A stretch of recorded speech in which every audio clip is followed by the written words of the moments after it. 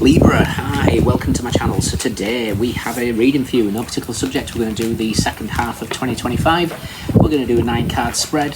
The first part will be what we've already, the first 6 months, current energies, then the potential outcome. We will read the positives, we will read the potential negatives, we will read the advised next steps. And you can watch this for Libra, Sun, Moon, Rising, Venus, Mars, Mercury, North Node, or if any of those planets are currently transiting your 7th house, this could be for you. Thank you, however you support the channel. However you support the channel is very much appreciated. All information is in the description box, including website link and the extended link. And that is everything. Libra in your pre-shuffle, I mean, it could be you're literally waiting for this period, but I took it as a metaphor, really. It was Green Day, Wake Me Up When September Ends. Now, that could be literally something important happening here at the end of September, but when we look at it for Libra energy, the last part of September is your season, so it's like, wake me up when it's ready for my season again. Doesn't have to be September, just when's it my time, when's the rewards, wet me up for it. Which is interesting because I was reminded of a quote earlier, and I don't know where the original source from. The way I came across it was through the holistic psychologist, and it was everybody wants to heal until the medicine that's served is discipline. So this could be a rocky moment of discipline. Oh, just let me know when it's all done. September. Who knows? But yeah, there's something that seems to be at play here. Okay, Libra, one more.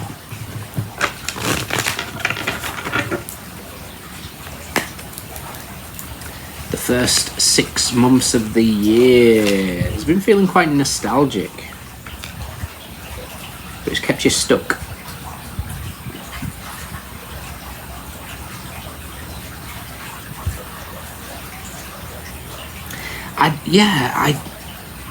Something kick-started the year really positively, in the sense of new year, new me, that type of thing.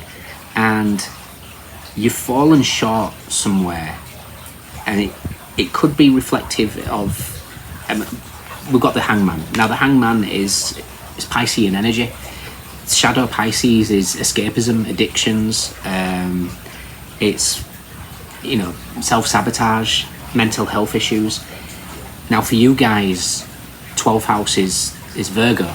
Now Virgo is the discipline, it's the strict, they have lists for lists to Virgo energy.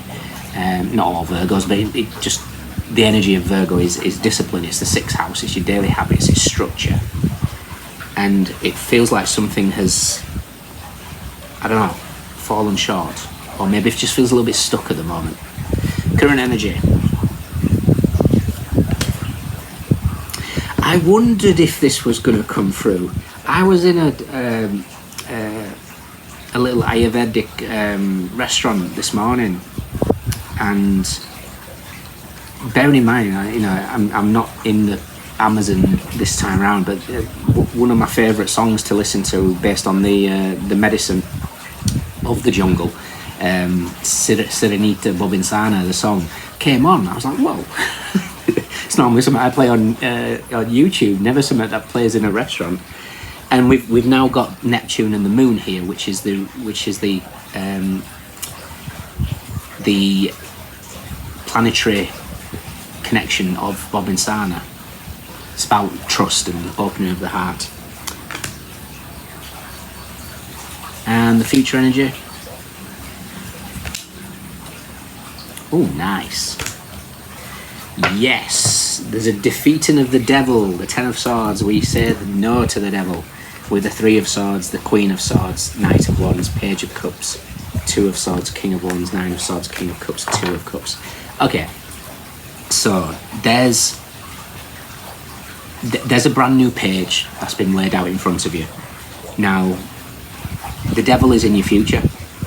It's in the positive row, so I'm not too concerned. The devil in the positive is success.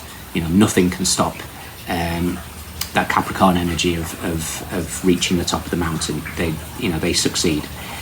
But the nod here seems to be there's going to be a fresh kickstart for you guys around about, obviously the turning point for the second 6 months is the beginning of July.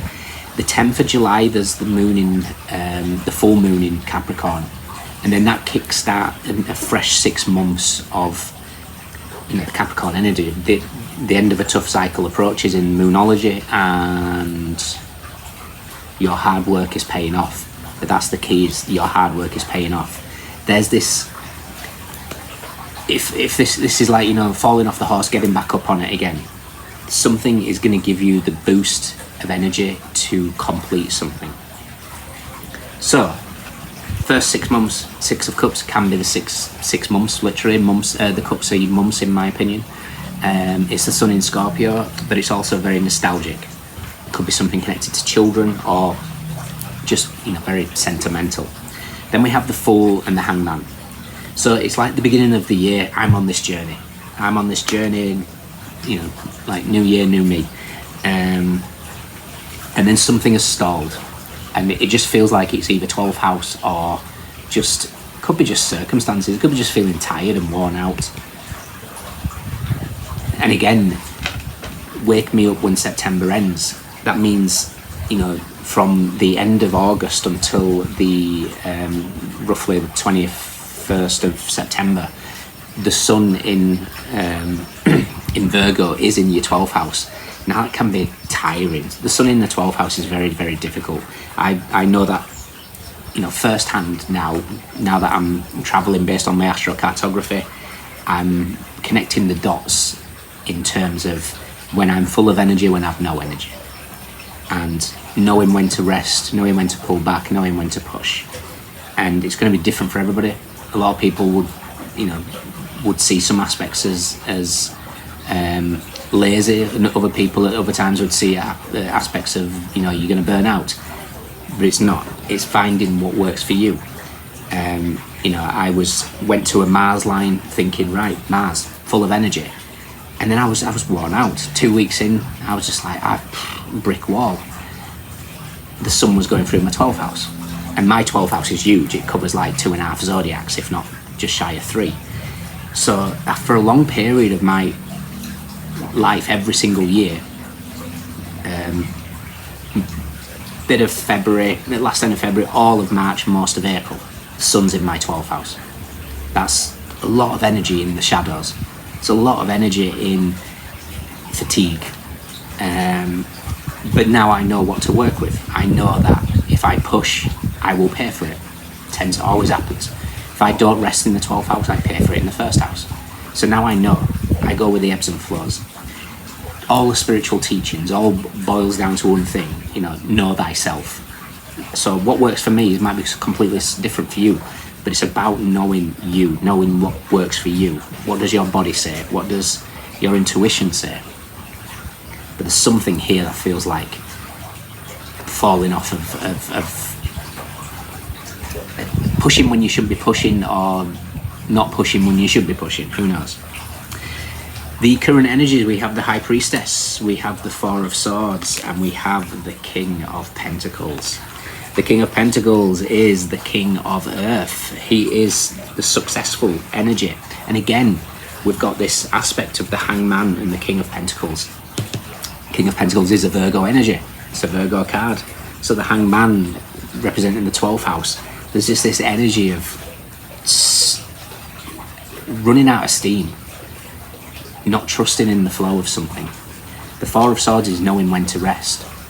It's knowing that the Two of Swords on one side is Moon in Libra. Two of Swords on the other side is Moon in Libra. Four of Swords is Jupiter in Libra.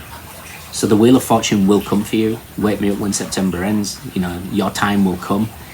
In the Moonology, new Moon in Libra is something like a win-win outcome is forecast. Full Moon in Libra, a new romantic cycle begins. I think it's the other way around, but it doesn't matter. They're both here. So win-win, new cycle. No need to push, no need to rush. Trust in some sort of process. It's also my little nod to vertex. So vertex is a mathematical point in the chart. and when something conjuncts it, it activates. We've got Neptune here, so there could have been a Neptune conjunction for some of you. I don't know. Do check it out. Or you could have your vertex in Pisces, Capricorn, who knows. It acts like a second ascendant. The future energy, we have the Devil, the Eight of Cups, and the Nine of Cups. So this is you having the opportunity here to walk away from what no longer serves you. I'm not going to lie to you, that combination is addiction.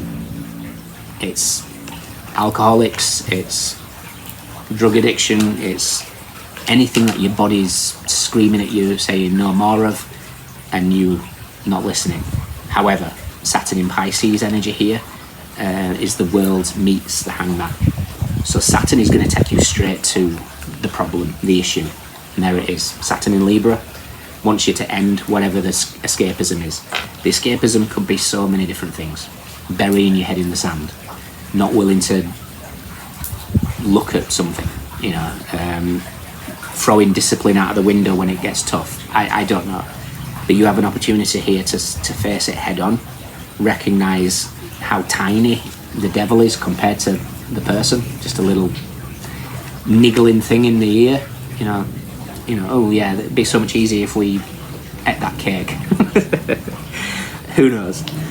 The next steps is the Fool, the Four of Swords, and the Eight of Cups. Someone on the you know, the Fool's journey needs to learn how to pause, knows how to rest. Saturn in Pisces. Saturn's moved out of Pisces, is in Aries now, which is in your 7th house of relationships. It's going to retrograde back into Pisces very, very, very soon. Is it September? Wake me up when September ends. I think it's the 1st of September. I could be wrong, but you're going to get a revisit in your 6th house of your daily habits, your actions, your health, your diet. All these things are going to be looked at one more time, and you get to finish it. You get to say, okay, sacrifice with the Hangman is completely necessary. What is it? Individually, it's going to be different for all of you. You know, you've got a difficult. You know, when you look at the astrological chart, as much as you've got a wonderful chart of being not only air, but then ruled by Venus, so you've got this air and sort of sensuality about it, intelligence as well as beauty. You also have the 6th house in Pisces and the 12th house in Virgo.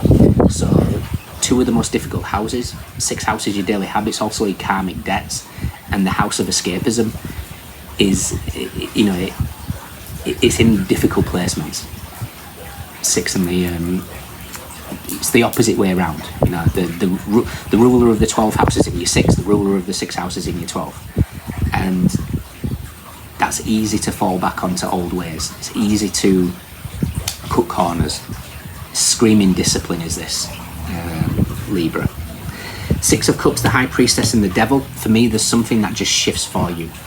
It's like a new aspect of 6 months, from roughly the 10th of July, that full moon in Capricorn takes you then to the December, where you get the new moon in Capricorn, and there's just something about a dynamic. Or January it'll be. There's something about a dynamic there of your hard work paying off, and the end of a tough cycle approaches. Again, Saturn's ruled by Capricorn, demands discipline. Okay. Potential negative: 6 of Cups, the 4 of Swords, and the 9 of Cups. This, I don't think it's particularly a negative. I just feel like it's suggesting here delays. You know, because 9 of Cups is a wish fulfillment, but I always see it as a delayed wish fulfillment, because it's Jupiter in Pisces. The Wheel of Fortune spins and then gets stuck on the Hangman. So it's like you need the process of death, scorpionic energy. Okay, so let's check out death, see what that is. And I also want to check out Saturn, the world, to bring these two together. And we'll check out the Wheel of Fortune as well.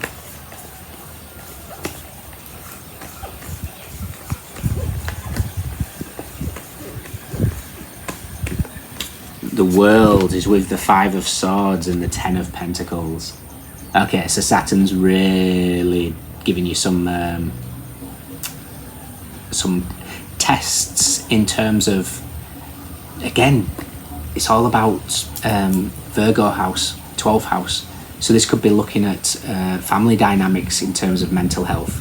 You know, being the one that stops the escapism, sits with discipline and proves others wrong, proves you know, even proving family wrong possibly for some of you. You're breaking cycles. That's what you're aiming to do.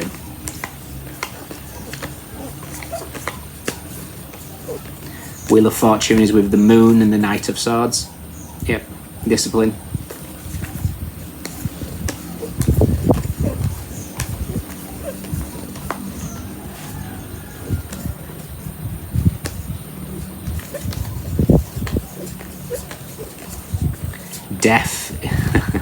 Death is with the 3 of Wands and the 9 of Pentacles. Ace of Cups straight after it. So Death and the 3 of Wands is an interesting combination. I always remember when I first picked up the tarot, I used to read for myself and I always pulled Death and the 3 of Wands. So I was researching it. It's like everything negative in your life is being removed. I was like, oh, wonderful. Everything, every single thing. It was a fire sale. Everything must go. So there's a big cleansing taking place. 9 of Pentacles is Venus in Virgo. Again, got that Virgo energy of the 12th house, but it's more pointing to 2025. It's a year of purification. Not only is it a year 9 completion, it's the year of the snake, shedding the skin. 25 in the herbal astrology is una de gatto, with cat's claw, purification. It's a year of purifying. If you've got any back up by the universe to really stick this discipline and stick with whatever it is for you, and again, it might look completely different to everybody else. What works for you, know thyself. This is the year to do it. Okay.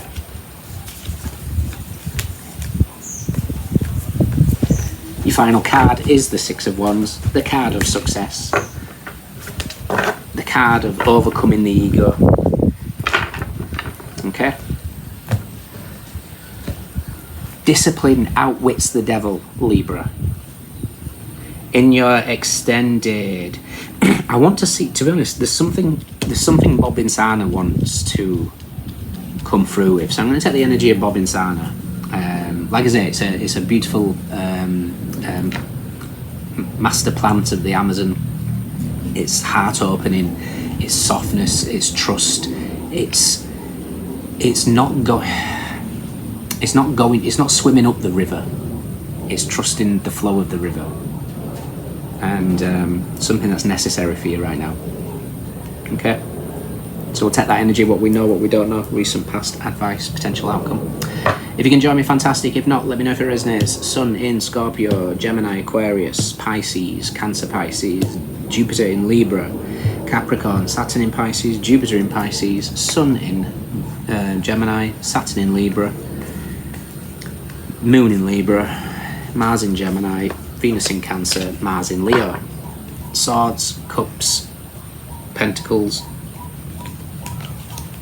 Wands. Everyone's here. Those are your standouts. Let me know. Take care. See you soon. Bye.